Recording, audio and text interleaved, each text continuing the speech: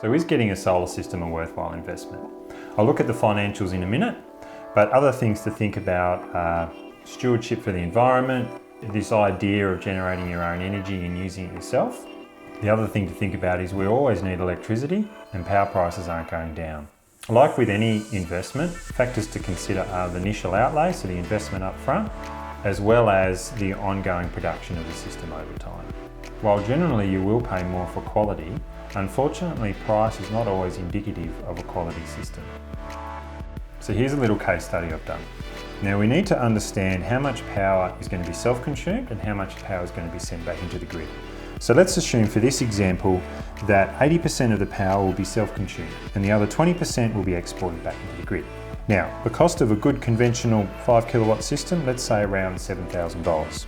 A 5 kilowatt system will generate roughly 19 kilowatt hours a day, which works out to be around about 7,000 kilowatt hours per year. So based on 80% self-consumption and 20% export, we get a saving of say $1,650 a year. So under 5 years, you've paid off a system that's cost you $7,000, and that hasn't even taken into account power price rises. Now let's look at another option. Let's assume we're going to use high performance panels. Let's say the system costs $9,000. There's an extra $2,000 to go with premium equipment.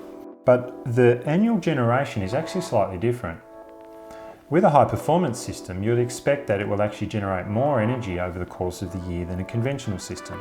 For this example, you're going to generate say 7,600 kilowatt hours per year.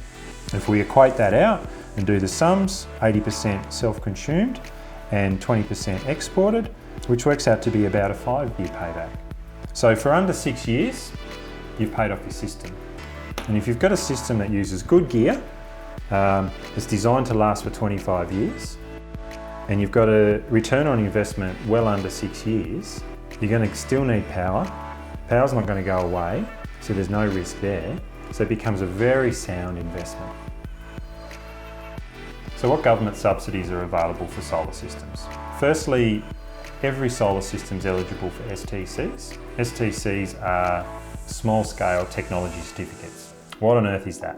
Basically what it means that any renewable energy system, like a solar system, based on the size, the larger the system, the more certificates it's eligible for. So for a 5 kilowatt system, for example, that'd be worth about $2,500 worth of STCs. Now, the whole system is very convoluted and very confusing, and there's lots of paperwork and lots of red tape and lots of things that need to be dealt with. So mostly the system owner will assign those certificates over to the installer, who will deal with all that part of the project. It's worth noting that the formula used to calculate the number of STCs that a particular system is eligible for will reduce at the end of every year. Therefore, the rebate reduces accordingly, and that will actually ramp down over the next few years until 2030. The interesting thing is that at roughly the same rate as the STC discount drops, the cost in solar panels and inverters and technology also drops. So the system cost roughly stays about the same.